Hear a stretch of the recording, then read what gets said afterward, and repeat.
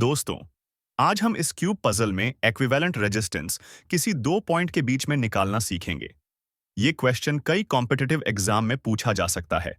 ये cube puzzle दिखने में डिफिकल्ट लगता है, पर सॉल्व करना उतना ही मजेदार और आसान है। तो चलिए शुरू करते हैं। यहाँ इस क्यूब में हम नोड X और नोड Y के बीच एक्विवेलेंट रेजिस्टेंस निकालेंगे और हर ब्रांच का रेजिस्टेंस 10 ओम दे रखा है। सबसे पहले हम नोड X पर कोई वोल्टेज V अप्लाई करते हैं। अब जरा नोड X से कनेक्टेड और तीन नोड A, नोड B और नोड C पर फोकस करते हैं। दोस्तों, क्या इन तीनों नोड का पोटेंशियल समान होगा? जी हाँ दोस्तों, सिमेट्री की वजह से इन तीनों ब्रांच के रेजिस्टेंस समान यानी कि सेम होने की वजह से यहां जनरेट होने वाले तीनों ब्रांच करंट सेम होंगे और तीनों ब्रांच में समान वोल्टेज ड्रॉप होने की वजह से नोड ए, बी और सी का पोटेंशियल समान ही होगा और सेम पोटेंशियल वाले इन नोड को हम आपस में जोड़ देते हैं। चलिए इतनी सर्किट को यहां साइड पे रीअरेंज कर देते हैं। अब नोड ए से भी दो ब्रांच निकल रही हैं।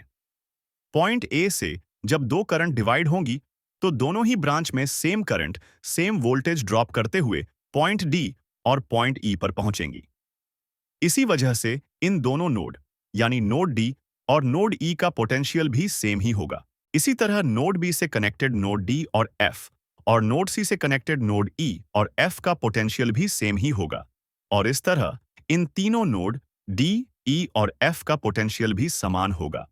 तो हम इन तीनों नोड को भी आपस में जोड़ देते हैं और हमारी इक्विवेलेंट सर्किट में ये 6 ब्रांच और 3 नोड को भी जोड़ देते हैं। चलिए अब आखिरी 3 ब्रांच नोड वाई से कनेक्टेड हो जाएंगी। अब हमारी इक्विवेलेंट सर्किट में आखिरी 3 ब्रांच को ऐड करके हम आसानी से पॉइंट वाई पर पहुंच गए। चलिए अब छोटा सा काम इन पैरेलल और सीरीज कॉम्बिनेशन को सॉल्व कर लेते हैं। 10 ओम के 3 पैरेलल रेजिस्टेंस की वैल्यू हो जाएगी 3.33 ओम। 6 पैरेलल ब्रांच की वैल्यू हो जाएगी 1.67 ओम और आखिरी 3 ब्रांच की वैल्यू हो जाएगी 3.33 ओम। अब इन तीनों को जोड़ने पर हमें मिल जाएगा इक्विवेलेंट रेजिस्टेंस 8.32 ओम। है ना आसान?